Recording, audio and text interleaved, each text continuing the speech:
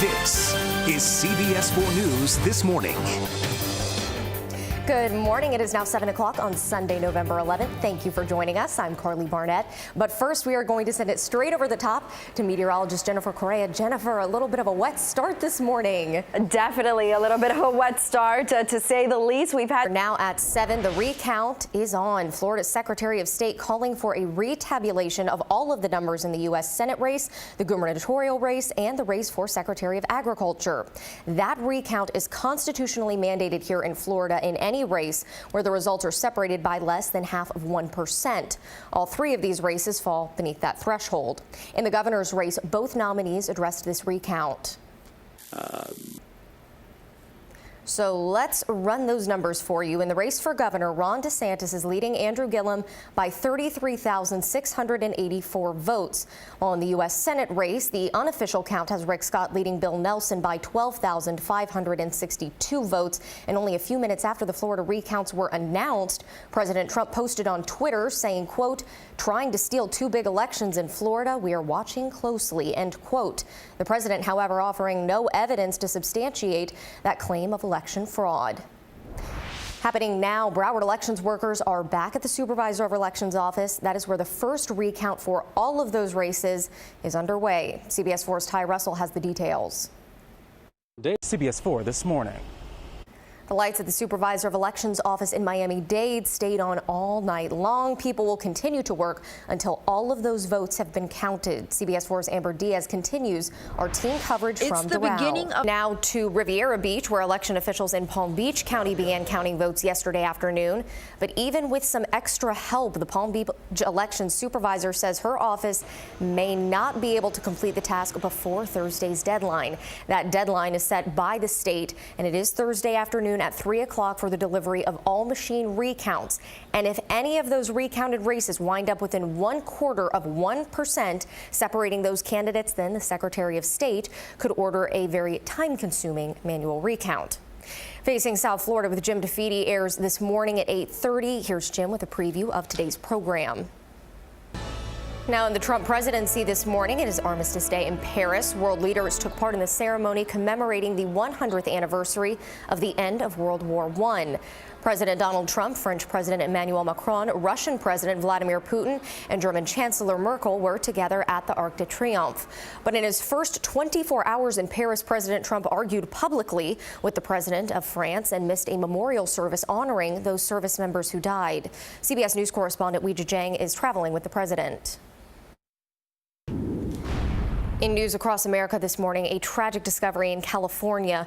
Crews found the remains of 14 people, bringing the death toll of the Camp Fire to 23.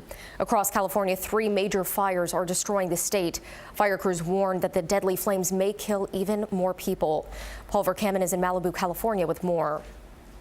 Deadly and uncontrollable flames. I'm Paul Verkaman. According to the Butte County Sheriff, 110 people are still reported missing, but he remains hopeful that they will be found. Just an absolutely devastating situation there. Now, here at home, Jennifer, you have a look at our forecast today. Unfortunately, not the most beautiful start to our Sunday here. It's not. It's been so wet out there, some heavy soakers. So a lot of this has occurred overnight, Karli, but we're still dealing with some leftover showers. So yes, a wet start, but it should be a little drier for the rest of Veterans Day. So let's talk about what's going on the radar right now. Better just keep the rain gear on all week. Thank you, Jennifer. Now it's 7. The search for a shooter in Lauderhill. Police say it started around 5 p.m. yesterday. 2 vehicles, a Dodge Durango and a white Kia, were going north on 56th Avenue, just a few blocks from Oakland Park Boulevard, when someone inside of the Kia opened fire on the Durango. 3 people were inside of that vehicle. One of them was hit in the foot. They pulled into the Inverness Plaza and took shelter inside of an ice cream shop. That's when the clerk locked the door behind them and called 911. Police are looking for a white Kia with tinted windows and the driver of that vehicle. So if you have any information, you are asked to call police.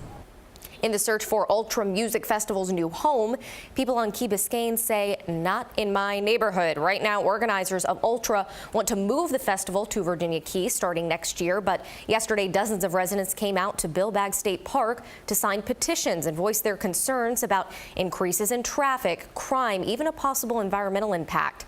The City of Miami Commission is taking up the issue this week. A 40-foot-long boat carrying 86 Haitian migrants trying to make it to the U.S. was intercepted by the U.S. Coast Guard near Cuba yesterday. The Guard says the boat was weighed down by the number of people on board and could have easily capsized.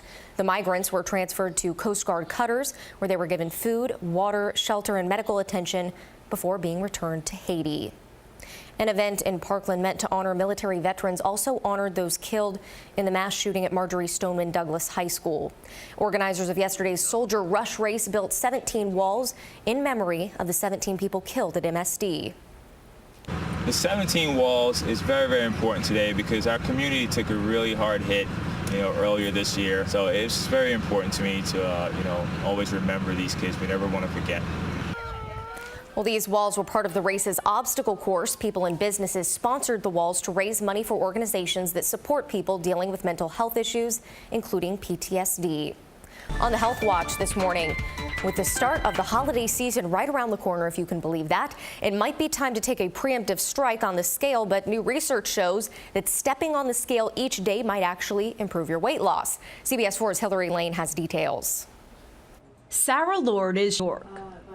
Experts say some people should also not weigh every day if they tend to obsess about the scale because it could increase the risk of an eating disorder. Still ahead on CBS 4 this Sunday morning, Miami Beach police give away some bikes to children who worked really hard for those. Find out what they did. Coming up next, also, it is one of the world's biggest shopping days. How one U.S. company is embracing Singles Day and making a killing in China. More on that up next. Welcome back. Christmas came early for 60 very lucky kids on Miami Beach. They all received some new bikes, new helmets. Yesterday, courtesy of the Miami Beach Police Athletic League, the children were chosen based on need as well as their work volunteering to help the community. Way to go, guys. Now on the Money Watch this morning, today marks the biggest online shopping holiday in China. Who knew? It's called Singles Day, sort of like Valentine's Day, but everyone buys gifts for themselves and maybe for others. Here in the U.S., there is one company that is trying to capitalize on that using new technology that brings U.S. brick and mortar stores directly into Chinese homes. CBS 4's Kenneth Craig explains. Juan Lee began CBS News, New York. Well, Shop CEO says the company will start English language live streams early next year. Welcome to 2018, everybody. Still ahead on CBS 4 this Sunday morning, a scare at one of the country's busiest airports involving an incoherent air traffic controller who was left alone to work the tower. That shocking story is up next. Good Sunday morning, everybody. I'm Karli Barnett. It is now 7:30, and here's what we are working on for you right now. Tower trouble. Pilots lose contact with the only person working at one of the busiest airports in the country. And a day of remembrance. A community comes together to honor 3 little girls and a scout mother killed by a drunk driver. And mentoring matters, how one Florida company is offering on-the-job experience, even paying for your school. But first, we are going to send it over to Jennifer Correa. She has a look at a bit of a rainy start this morning. Jennifer, good morning. Good morning. A bit of a rainy start indeed. Actually, you can see the gloomy skies. There's a cold front that's coming our way. Thank you, Jennifer. I'll believe it when I see it. Well, in news across America this morning, some scary moments in the skies over Las Vegas when an air traffic controller working alone appears disoriented and confused. That leaves pilots circling the airport and wondering what to do next. CBS 4's Diane Magnum reports. Paramedics were called to the scene, but there's been no further word on what caused this emergency or on how the air traffic controller is doing now.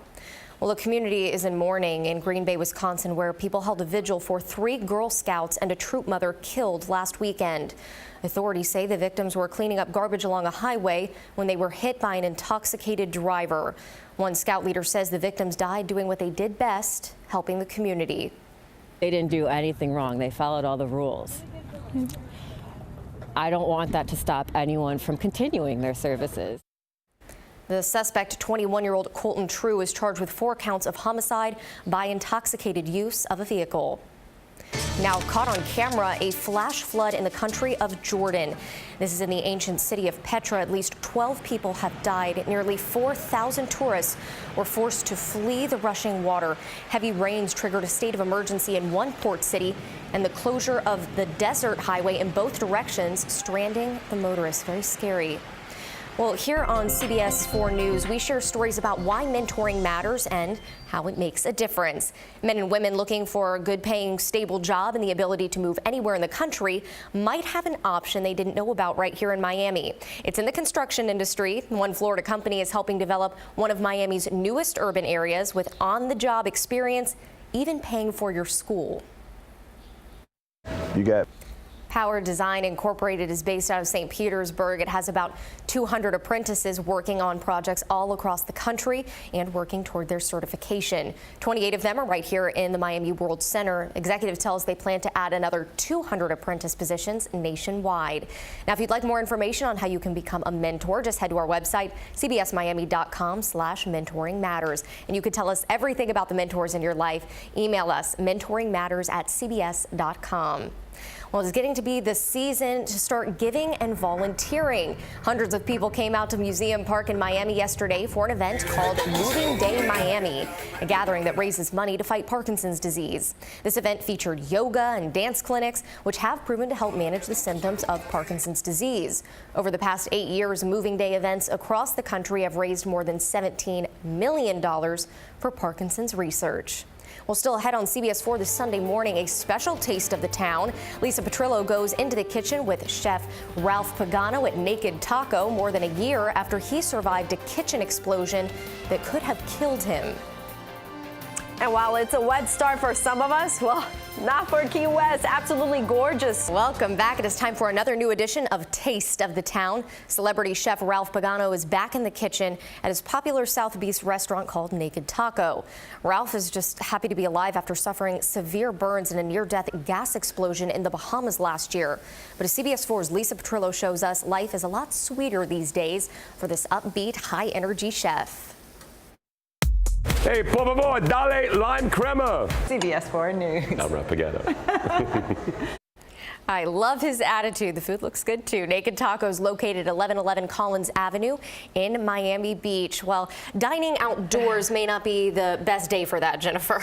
Well, at least in the morning, you know, there's brunch. I think it's still too early for brunch, though, which is good because the showers. Never too early for brunch, Jennifer. What are we saying? And never too late. But the showers should come to an end by the middle of the afternoon. It has been a wet start, no doubt about it. Started overnight, so let's take a live look. Check. It is time now for a special Heroes Among Us. Every week, the Florida Panthers and CBS 4 are proud to bring you the stories of these special veterans here in South Florida. But with Veterans Day today, we figured, why honor just one? Here's a look now at some of the veterans honored by the Florida Panthers and CBS 4 over the last year. And on behalf of the Florida Panthers and CBS 4, we would like to say thank you to all of the heroes among us for your service. We have a look at your winning lottery numbers. Remember, if you win, I'm your long-lost cousin. Stay with us.